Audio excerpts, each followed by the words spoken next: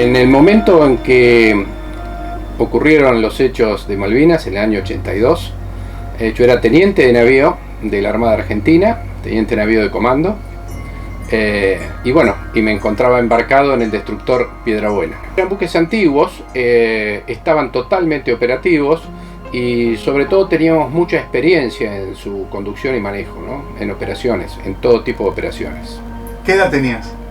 Tenía 30 años. Eras jovencito. Sí, muy joven, yo y con una hermosa familia. ¿Qué edad tenían tus hijos en la guerra? Y mis hijos tenían, mi nena mayor, Paola, tenía 6 años, y mis hijos Cristian y Francisco estaban en 4 años y 2 aproximadamente.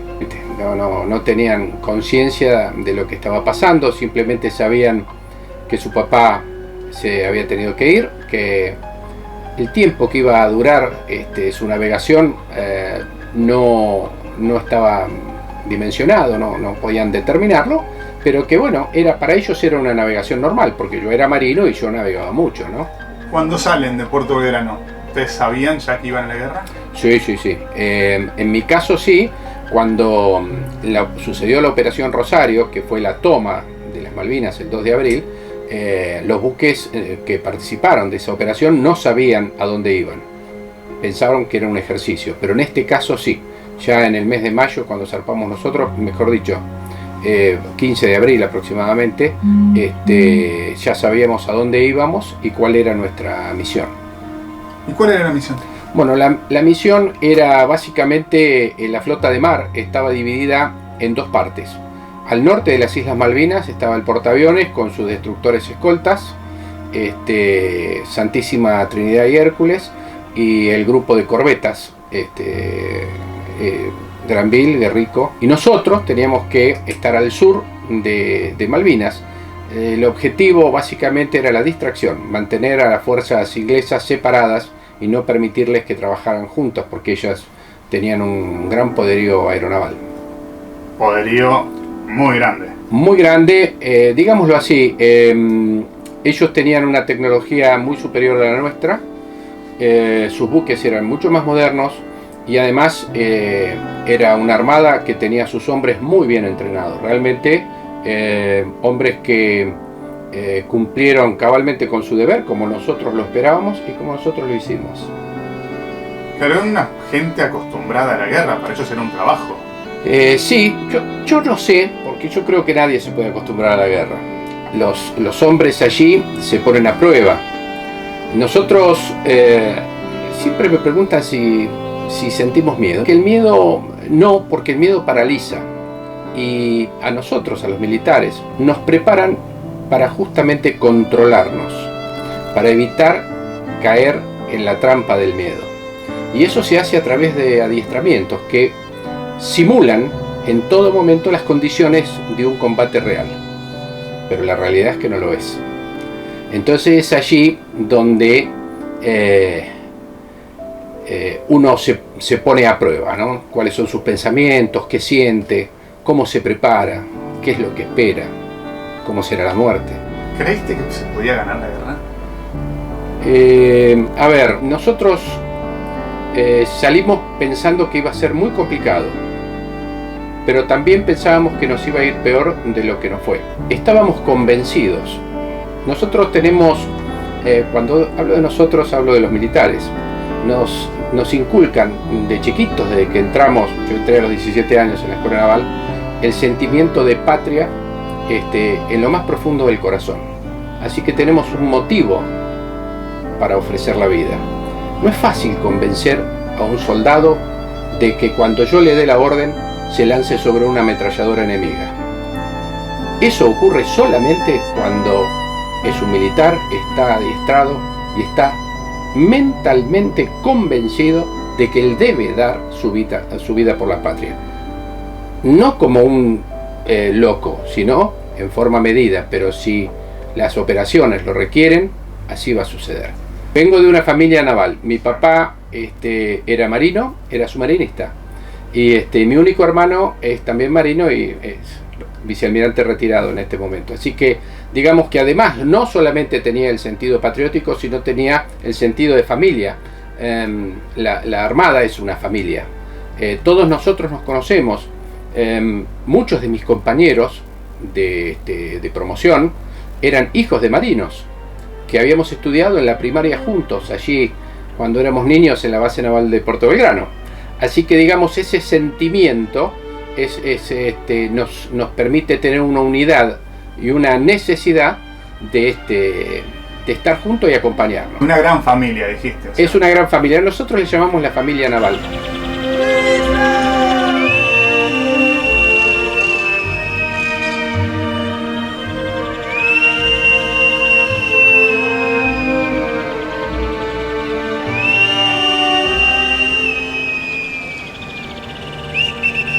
¿Qué te acordás del día que hundieron al Belgrano?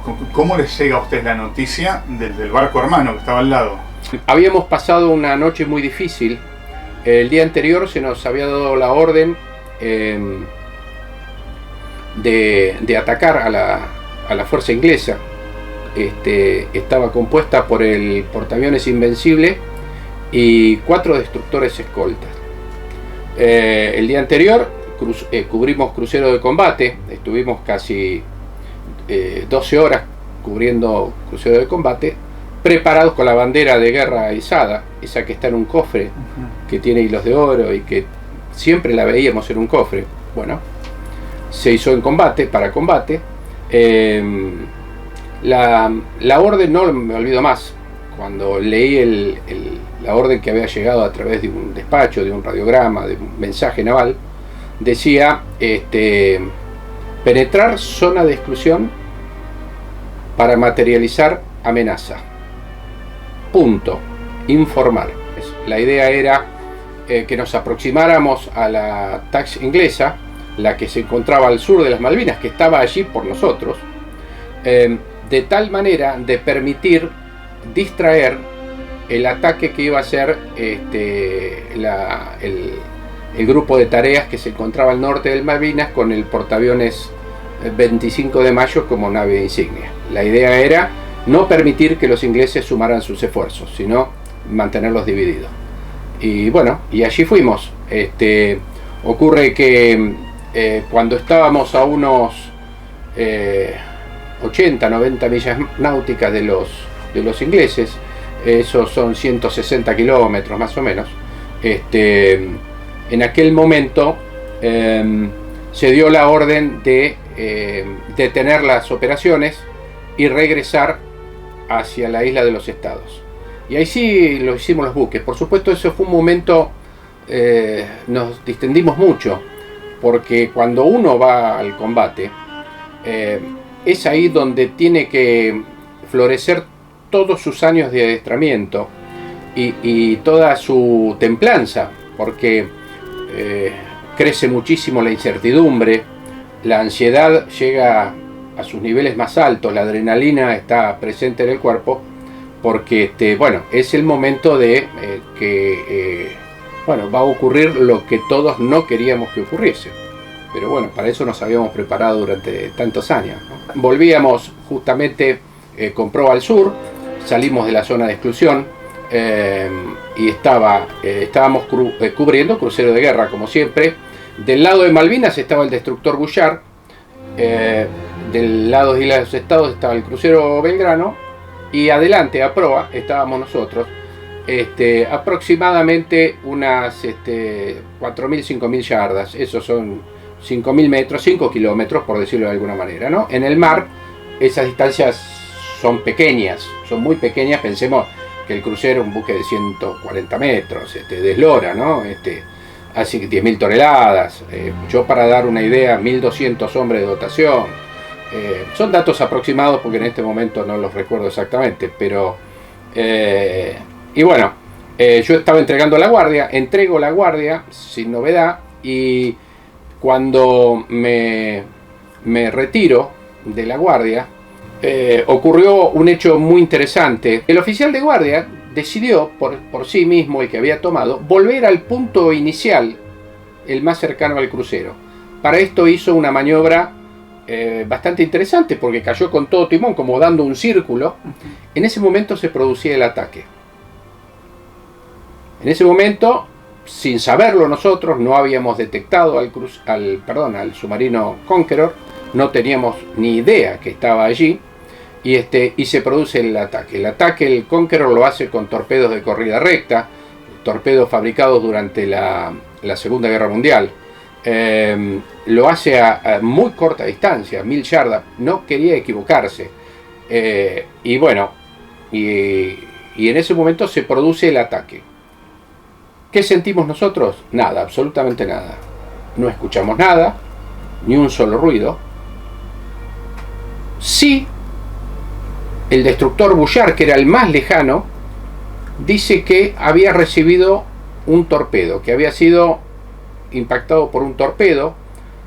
Subimos corriendo al puente porque lo transmite por radio, rompe el silencio que teníamos ordenado. Subimos al puente, yo recuerdo de estar mirando el destructor Bullard, estaba inmerso en una gran nube de humo negra. Recuerdo haber girado mi cabeza para mirar al crucero, lo vi normal, como si no ocurriera nada, pero mi mente y mis ojos se habían fijado en el Bullard, que era el que había dicho, he recibido ataque de torpedo. Y ese humo negro, ¿qué era? Después, con el tiempo, nos dimos cuenta que el Bullard, cuando escuchó una explosión muy fuerte sobre su casco, en realidad la escuchó, no fue impactado. Puso todas sus máquinas, eran buques con calderas, los turbos de aire que se mezclan con el combustible para que sea transparente, no dan abasto, y empieza a largar una humareda negra por falta de oxígeno en el combustible. No había pasado nada extraño, pero sí, a los que estábamos alejados, y vuelvo ahí con la niebla de la guerra de Clausewitz, que uno realmente no puede percibir qué está ocurriendo, la sensación era que había sido torpedeado el destructor Bullard. Volvimos a mirar el crucero y ahí sí, tocan combate, nos tuvimos que retirar, yo a la central de control de averías del barco, y ahí pierdo contacto con lo que estaba pasando en la superficie. Ya no tengo más contactos ni sabía qué estaba pasando. Lo que había ocurrido es que el crucero Belgrano había sido torpedeado, que en segundos había perdido toda su alimentación eléctrica, que no había atinado a transmitir nada, solamente con una lámpara Aldis en Morse quiso transmitir un mensaje que nunca llegó. Después, la doctrina antisubmarina dice que cuando un buque es atacado y sus destructores escoltas no pueden detectar de dónde vino la amenaza, deben alejarse lo más rápido posible en distintas direcciones, con el único objeto de no ser torpedeados ellos también, de quedarse en el lugar. Claro. Lo más probable es que sean hundidos. Entonces la orden es alejarse hasta que se aclare la situación en la parte de operaciones, ¿no? Y se fueron. Nos alejamos aproximadamente unas 40 millas, unos 40 kilómetros, donde se empezó a ver cuál era la situación. Incredulidad absoluta, el crucero estaba en el radar pero no se movía, estaba quieto. Tratamos de comunicar con el crucero, no había forma de comunicarse de ninguna manera, y bueno, la superioridad, el comandante de operaciones navales ordena al destructor Piedrabuena volver al lugar, al punto dato del hundimiento o del ataque, digamos, porque en ese momento no sabíamos qué había ocurrido, pero ya lo presumíamos. Entonces el destructor nuestro, el Piedrabuena, volvimos al lugar, llegamos de noche, pensemos que estamos hablando de que allí cae el sol a las 4:30 de la tarde, ya es de noche, ¿no? Había muy mal tiempo, había temporal, esto es viento, la marejada no era tan alta, pero sí había mucho viento, y volvimos al lugar y no encontramos absolutamente nada. Allí ya la suerte estaba sellada, sabíamos que el buque se había hundido, y bueno, la incertidumbre de qué había pasado con su tripulación, sus más de 1000 hombres, la angustia de tantos amigos, tantos compañeros de armas, casi todos conocidos, de cuál había sido su suerte.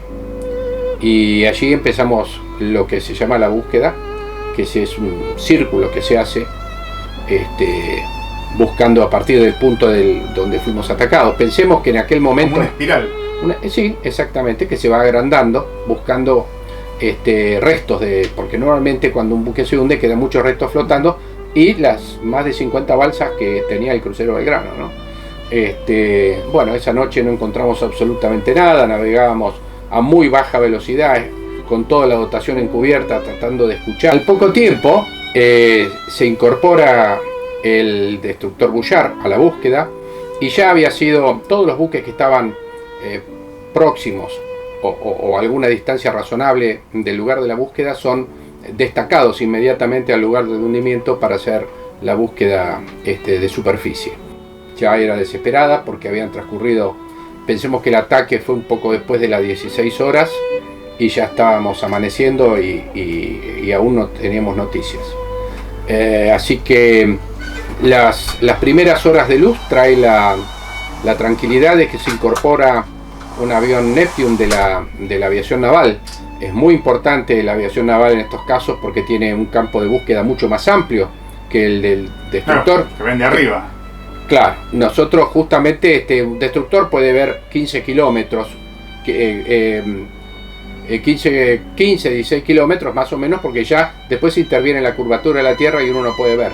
El otro problema que hay es que las balsas son muy bajitas, y si bien son naranjas, el movimiento de las olas, el ondular, había mal tiempo, les estoy recordando esto, hacía que, de hecho, después, charlando con los náufragos, ellos habían sufrido una angustia de soledad muy grande, porque pensaban que estaban solos, y sin embargo, había un campo de 50 balsas muy próximas entre ellas, pero hacía el movimiento y ellos, como estaban prácticamente a la altura del mar, no les permitía ver nada y pensaban que estaban solos en el medio del mar.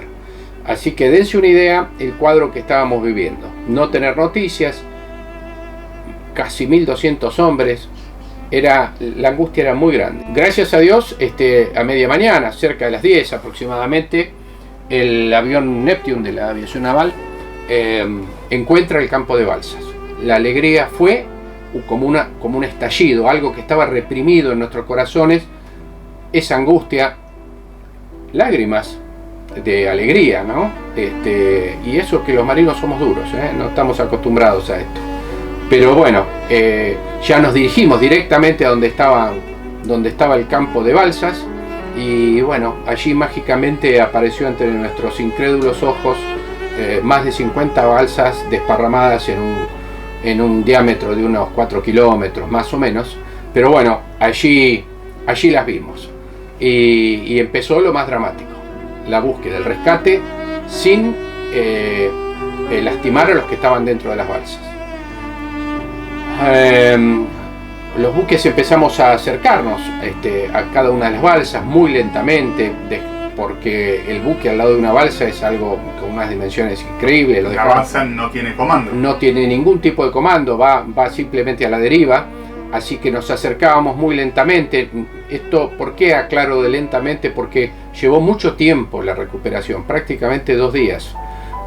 ¿Por qué? Porque había que acercarse muy despacio, porque un golpe del buque sobre la balsa podía producir un desastre.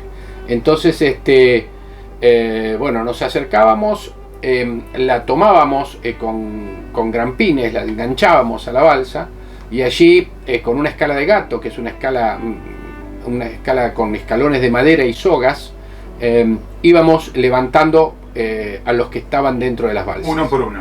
Uno por uno, con la complejidad que eso, yo les recuerdo que decía que había mucho mar, el barco subía y bajaba entre 4 y 5 metros en cada ondulación, y esto hacía que la balsa se quedara abajo y nosotros arriba. Y entonces, bueno, allí esta maniobra que fue lenta, muchos muy débiles, habían pasado una noche en el mar, helados, sin las balsas tienen elementos para alimentarse, para mantenerse abrigados y de curaciones, pero mínimos. Muchos de esos muy heridos,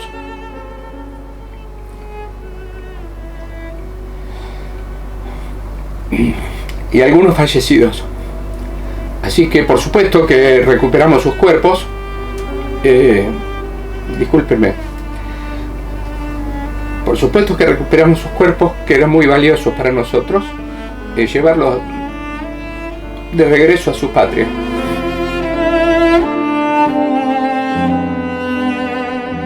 Y bueno, pero bueno, ya teníamos la tranquilidad de que los podíamos encontrar y los podíamos curar. Todos los que éramos rescatados los llevaban a la cámara de oficiales. Ahí el médico los examinaba. El buque tenía médico a bordo, pero rápidamente se incorporó, y quiero recordar y reconocer la valentía de estos hombres. Nosotros recuperamos 2 médicos de las balsas. Ni bien se bajaron, esos hombres ni se cambiaron la ropa, empapados como estaban, bañados por sus propios heces, ellos mismos dejaron todo como estaba y se fueron a recuperar a los heridos que estaban bajando. Se incorporaron y de ellos había cirujanos entre ellos. Los oficiales, ni bien terminábamos nuestras tareas en la guardia, íbamos a la cámara de oficiales y allí se nos asignaba una tarea que tenía que ver con el apoyo a los médicos. Pensemos que nosotros recuperamos cerca de 240 hombres, 250. La dotación del buque era 210, estábamos duplicados. Los hombres le daban su propia ropa a los náufragos, porque la ropa de los náufragos estaba empapada, llena de petróleo. Pensemos en el hedor que tiene el petróleo crudo. El petróleo crudo ya no se usa más, pero era lo que quemaba el crucero, y muchos de ellos estaban totalmente cubiertos de petróleo, empetrolados, no les respiraba la piel, y muchos de ellos muy quemados. Nuestra función era la que nos asignaba el médico, y bueno, ojalá en este momento me esté viendo un conscripto que tenía su cara y sus manos totalmente quemadas, y el médico me ordenó que lo asistiera. Básicamente mi función era, con una pincita quirúrgica, retirar la piel quemada y empetrolada. Por supuesto, ellos estaban, se les había colocado anestesia para que en ese momento no sufrieran semejante dolor. ¿No sufrieran más de lo que ya habían sufrido? Estaba en el piso, sobre colchones, en el piso de la cámara, estaba llena de gente, la cámara de náufragos. Y bueno, y yo era un conscripto del Belgrano. Ojalá me esté viendo mi estimado amigo, mi estimado héroe. Y bueno, y él me preguntaba por su madre. Estaba consciente, estaba anestesiado, pero consciente. Entonces yo, mientras que estaba muy cerquita de su cara, porque tenía que ir sacándole sus quemaduras, la piel quemada y el petróleo, y él me preguntaba por su madre, y yo le decía que no se preocupe, que él iba a ver a su mamá nuevamente. Ojalá me esté viendo en este momento a través de este invalorable documento que está llevando adelante Ignacio.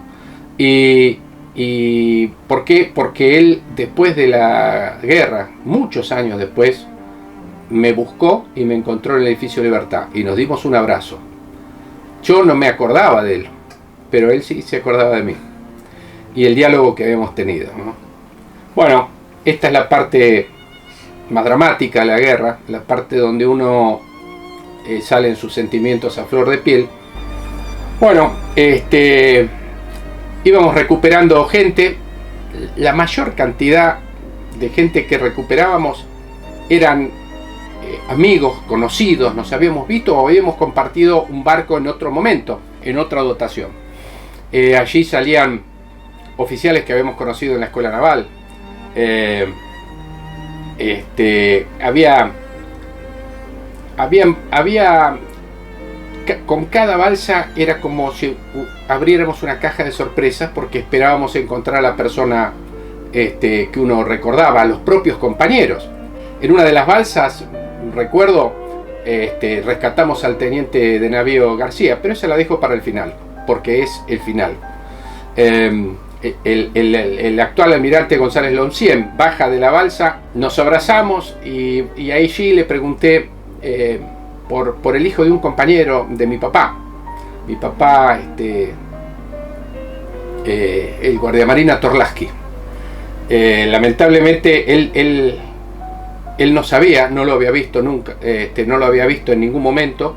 Y bueno, y el guardiamarina Torlaski, vaya a los verdaderos héroes, que son los que quedaron custodiando en patrulla eterna, como decimos nosotros, el fondo del mar, falleció en ese ataque.